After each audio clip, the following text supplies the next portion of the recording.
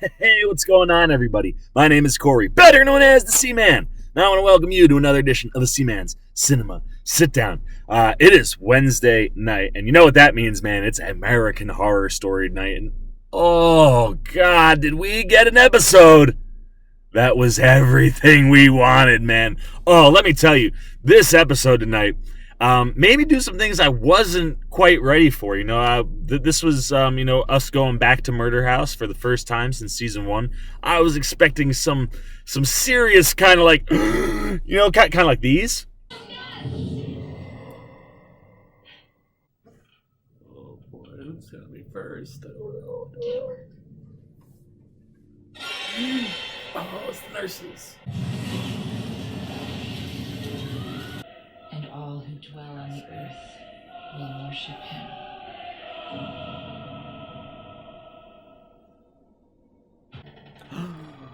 Oh, snap. But not only did I get tons of great shock and awe moments, and mostly toward the back half of the episode, but good lord, did I get a ton of this. For all of us. House. Just use the key. You're dead. What do you have to do? I gotta look out the window and cry while I masturbate. It's my daily thing. Okay, I know it's weird, but I kind of feel for the guy. Ew, no, the other guy. Sounds like he's stuck in a nightmare, trapped in this. I mean, laughing my ass off, man. Emma Roberts and Billy Porter as Madison Montgomery and Behold Chablis. Oh my good God. What a fantastic duo. They literally just make you laugh every time they say or do anything in the episode. And it's not that they're trying to be funny. It's just their personalities mesh so well. The things that they kind of play off each other with. And, the way they kind of lead us through the story. They're the perfect counter to all the creepy pageant that's going on in Murder House on a daily basis. So look, man, let's get right into the good stuff. Pull up a chair, take a seat. We just finished up episode 6, The Return to Murder House, and as I mentioned, this episode gave me everything I was wanting and then some. And it's huge because typically when we get to episode 6, things either get rocky with American Horror Story or things get really good, and things got really good tonight. For those that have been following along with me, we're going to do a quick non-spoiler review right here up at the front. We'll splice in some live reaction content, and then we'll wrap it up with a full recap and breakdown at the back half of the video. So look, tonight was Sarah Paulson's directorial debut, and I thought she crushed it, man. Talk about really getting the feeling back of that first season in Murder House, which was a season that Paulson is in, but very, very sparingly. She wasn't up to lead character points at that point in the series. And the minute you walk into the house, oh, good, it's just like, oh, we're back. It's like we never left season 1. And then you start seeing some of those familiar faces that we all know and love. And every time one of them pops up, you're just like, holy crap, man. Like, we just got transported back 8 years ago. And the craziest one for me is Tessa Farmiga. After seeing The Nun, that was really when I started putting it together, it's like, oh, wow, that's who, and figuring out who Tessa Farmiga was. And then when I went back, because she looks so much like her sister Vera, but to watch her in American Horror Story when she's playing Violet, she was much younger, and I didn't really get that vibe, and just seeing her back in Violet form, it was crazy. Same with Tate and Evan Peters. Good, the minute he steps onto the set, you're just like, Tate! You're my psychiatrist. You're supposed to help me. I have helped you. We've had daily sessions going on for years now. Oh, we are right back. What feels like season 1 ended and we just stepped into the very next thing that was coming. So that stuff was all awesome. I thought Paulson did a really good job of recreating what we all know and love from Murder House. She also does a really good job of getting excellent performances out of everybody, man. Everyone in this episode is bringing their A game, and I absolutely love that. She also had some cool camera work, man. Some of the cinematography, like I said, very fitting to what Murder House is, gave us that vibe that we know and we're familiar with. But she also did some cool things that we haven't seen before. One shot in particular where she was kind of up and kind of panned down, and then that led right into the next shot. I just loved it. There were things I was just like, ooh, I like that. Ooh, I like that. And certainly, small scale, in comparison to something like Bradley Cooper, who just had his directorial debut. But a really, really strong start for Sarah Paulson, and easily maybe directing the best episode of the season. So big props to her as she got behind the camera. But she also crushed it in front of the camera, reprising her role as Billie Dean Howard, the medium to all of the celebrities in Hollywood, and of course all of our favorite ghosts in Murder House. And she's not in the episode nonstop, right? Because we get a little time with everybody, and when we get into the breakdown, you'll understand how that worked if you didn't watch it. And if you didn't watch it, I don't know why you're watching the breakdown. But yeah, I loved when she was on screen, and when she was on screen with our dear Jessica Lange, bringing back Constance Langdon. The two of them were just on fire when they were on screen together early in this episode, and they both popped big time. It was just so nice to see Jessica Lange walk down those stairs and be like, this is my effing house. I was like, now who do you think you are, coming in here, swanning around, spewing vulgarities? We're the new owners. Who are you? I'm Constance Langdon. yeah. And this is my fucking house. Yeah, Constance. Yeah, it is. And I loved where the story went with her. We learned some interesting things to fill in some gaps, and then we learned some things that we didn't even know about. One shot in particular really got me. I was like, oh my. We get to see a whole bunch of folks, right? Dylan McDermott, Connie Britton are back, reprising their roles as Ben and Vivian Harmon. Both absolutely nailing it. We get Ben kind of toward the very beginning of the episode. He's one of the first ghosts to appear after Madison and Behold kind of start to draw them out. And we get one real big fan favorite moment from season 1 that they kind of worked into the episode. They foreshadowed and then they executed it, and you're just like, oh yes, I love that. Like I said, lots of laughter in this episode. They really nailed and hit the comedic beats well to pair with the creepy stuff. And man, do we certainly get there as we talk to Jessica Lange. Obviously Madison and Behold are trying to figure out who Michael is. And as we talk to Jessica Lange and, Dylan McDermott and Tate, and we talk to Connie Britton, we talked to Frances Conroy, back as Moira. And as we piece all these things together, we finally find out exactly who Michael is. And we've all known who he is, but they finally verbally confirmed it. And the way they confirm it, woo! Man, some of the creepiest stuff of the season, some of the best stuff of the season. It was just a wonderful... It was wonderful. The whole episode was wonderful. It just built and built and built, and the peak was... and it came in an additional 18 minutes of the episode. The episode extended out, and that 18 minutes, man, was it important. All right, man, that's all we got to say about the episode, just as much as, some of the stuff we got to see. I absolutely loved it, and it certainly elicited a lot of good reaction and emotions the whole episode. There's some really nice things that happen in this episode, shockingly enough, where it really you were like, oh, man, I like that. So that's it, man. Really, really loved episode 6. Now, it's time to dive in to all the spoiler goodies as we break this thing down and recap the whole episode. So if you did not watch the episode and you were just here for the non-spoiler review, you've reached the end of your journey, my friend. Go watch the episode, come back, and check out the second half of the video. So here you go, man. You got 5, you got 4, 3, 2, 1. All right, man. It is time to dive into the spoiler breakdown, and this episode is the episode that confirms Michael Langdon is indeed the Antichrist. And the build to that reveal was just wonderful. Like I said, They mix in a lot of comedy. Behold and Madison, when they show up, I mean, like I said, their personalities just mesh so well. They come in to buy the house, so they're acting like a couple. And it's so obvious that they're not, but the way they're responding to the realtor and stuff, you're just laughing the whole time. It's been a hard day for all of us. All right, Mr. and Miss James. The wire transfer went through. Well, before you start that, there are issues I legally have to make you aware of. Congrats on your new home. Yay! Don't worry, we'll burn some sage.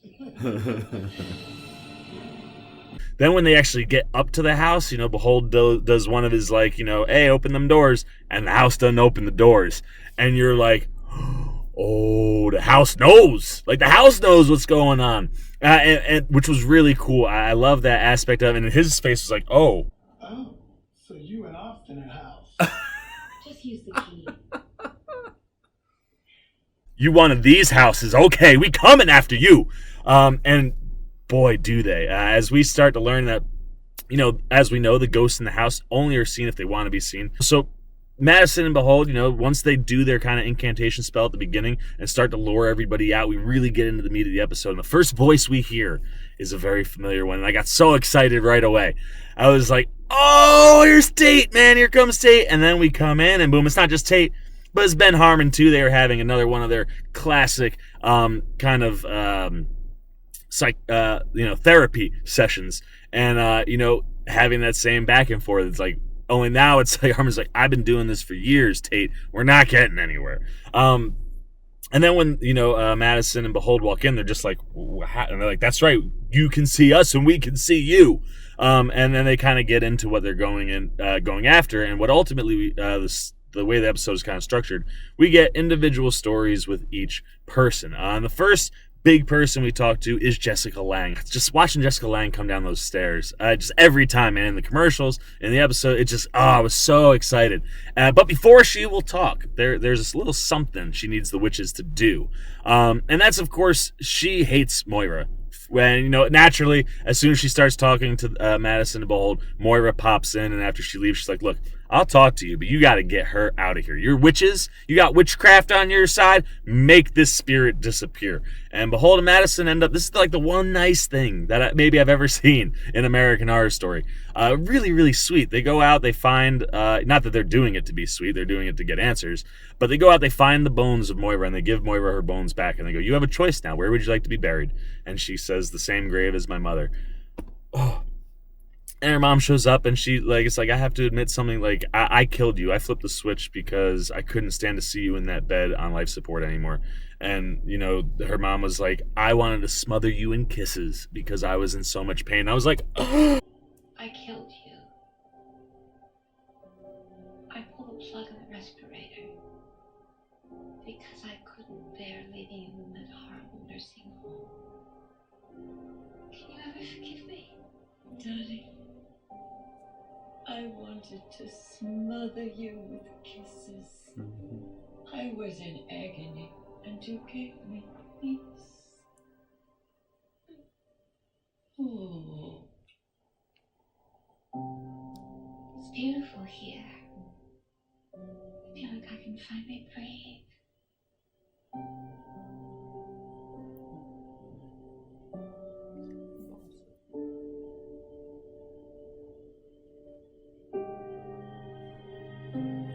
American Horror Story, you're getting like sweet and gushy on me. Like, why are you getting into the mode of all the movies I've been watching lately? But it was really, really sweet. It was a nice little sign off for Moira, which was really cool. And then, of course, we dive into full story, and Lang catches us up on how she ended up in Murder House. And as all of a sudden, what we learn, real cool, is that Michael grows like 10 years in a night one night. She'd been aware, kind of like a Dexter bit. He starts killing animals. She knows what's going on. She's kind of prepping herself for that, and she walks in, and he's like a whole 10 years older. So you have this adult body with adult strength with a kid mind still. And he almost kills her at one point, and then she gets a priest because the whole growing 10 years in like a night freaked her out, and he kills the priest, and that's when she says, that's it, it's done, he's lost. And she goes and commits suicide in the murder house so she can be with her family, and her actual family, right? I mean, Tate's there, her daughter, not, I don't know, because they kept her off the ground. Remember, she didn't want her to die on the house. She'd be trapped there. She's not there. But obviously, there is one other kid that we learn. We find out that her second daughter apparently has no eyeballs. They look like they've been carved out. When she pops up real quick to take Jessica Lange away, and then they kind of vanish like a ghost, which is one of the first times I've ever seen that in American Horror Story, which I thought was a really cool touch. I like that a lot. I like to hope that was a Paulson move. But yes, that was interesting. So it's like, ooh, why are we asking questions? Why are we raising things that we want to know about Murder House? So it'll be interesting to see if we find anything else out about it. But ultimately, what Lang said is he's terrifying and he's not anything good. And then we continue to interview everybody. You know, we talked to Dylan McDermott a little bit, and you know, his talk is more like how he kind of grew on Michael, because once Michael killed Constance, he doesn't have anywhere to go. So Ben shows up and kind of takes him under his wing. He's really smart, he's intelligent, he's really having a good time with him. And then things start to get dark. When two new people move into the house, Michael dresses up in the black latex suit, kills both of them immediately. Ben freaks out and he's like, look, they don't belong here. And Ben's like, now you've damned them here for eternity. And the two ghosts stand up and they're like, I'm confused, I don't know where I am. And Michael goes, and the souls, the ghosts, not the people, in the flames, gone. Just see you later, soul. You're just sitting there like, oh, wow.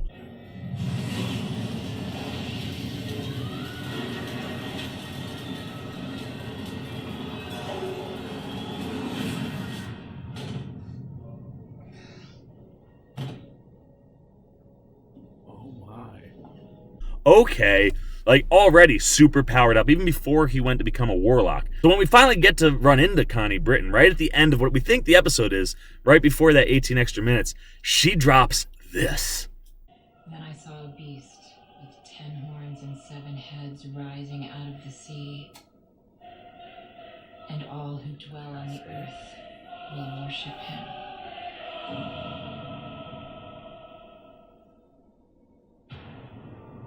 What I witnessed. Like, you saw it. I mean, you saw it on my face. As it was happening, it was like, we are finally verbally confirming that Michael is the Antichrist. And when we come back from the break, we learn the story of how Connie Britton learned that he was the Antichrist. And we get to find out where Kathy Bates came from. One night, 3 folks show up, and I think this is right before she decides to kill him. She's like, after this ritual, she was like, that's when I knew. And that's when Tate saves her. But these 3 satanic cultists show up, the Church of Satan. And they're like, oh, we followed a dark star that led us right here. And there was ravens circling the house. And you're just sitting there. I'm going, it's the 3 wise men of the Antichrist. I laughed. I was like, oh my gosh, this is ridiculous. And then nothing that followed was ridiculous after that, man. Paulson creates a super creepy, super tense scene where we watch this ritual where Kathy Bates kidnaps a girl, brings her to the house, and in order to kind of get Michael to be everything he's supposed to be, they perform this ritual where they gut this girl. And they go up in there, like from her stomach. They reach all the way up and pull out her beating heart. Hand it to Michael. Michael bites into it, and then a shadow appears. But it ain't Michael's shadow, man. It's got horns and wings, and it's very clearly Satan. And right after he bites in, and the full form happens, and Bates and the other 2 are just like, oh my gosh. Michael goes, Father, you are finally with me.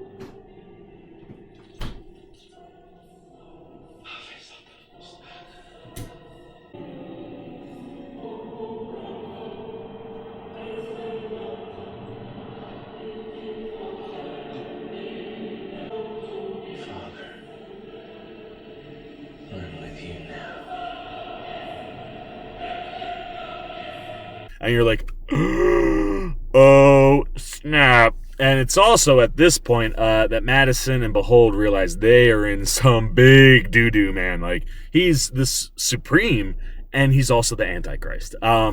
So, yeah, man, just a really, really solid episode. Like I said, lots of laugh and fun. And on the back half, man, Paulson goes into full horror story mode. And the back half, you're just like, oh, no. Oh no. But, I love, I just love getting all the backstory stuff, filling in a lot of the blanks. So very clearly, coming from here, Michael went with, must have stuck with them, obviously living with Kathy Bates. So that's where she kind of interjected into his life. And that's what leads him on the path that we've seen him on so far. So super, super excellent episode. Like I said, arguably the best one of the season for me. It was just, everybody was on fire, man. The acting was on fire. The story was on fire. I mean, we were learning all the things that we've been waiting to learn, mixed in with a Murder House episode that just gave you all the things we wanted to see, man. I mean, seeing Michael as Rubber Man, kind of completing that loop, saying, I want to be like you, Dad, to Tate, and Tate freak. I mean, just everything we wanted. It mixed Murder House and the season really, really well together. I thought Paulson did a great job. All the actors did a great job. I thought it was a brilliant episode, and I cannot wait for next week. Oh, man, we are just on a crazy train that is speeding toward the end with just nothing but good the rest of the way. And the way they've built this season up so far, I don't know how they don't do it. So you go, man. There's my full recap review of Return to Murder House, episode 6 from American Horror Story Apocalypse. Now it's your turn, man. Hit those comments below. Let me know what you thought about the episode. If you got any spoilers, please denote them. Obviously, some people come in just for the first half of the video, so you don't want to spoil for them. But feel free to talk about everything down below, man. What you liked, what you didn't like. Are you pumped about where we're going? Do you think this season is just continuing to build and really hit its stride? Let me know everything you're thinking. If you like this video, please give me a thumbs up. And as always, if you were new here, hit that subscribe and little bell so you get alerts every time I make a new video. The Seaman's Cinema Sit Down, another American Horror Story reaction, recap, review in the books. Episode 6 done next week. Episode 7. I cannot wait, man. I'm the Seaman. I'm signing off. Peace. Hey, hey, hey, I'm the Seaman and I'm running at you. Hey, hey, hey, look at this. I got a video, and a subscribe button. Hey, hey, hey.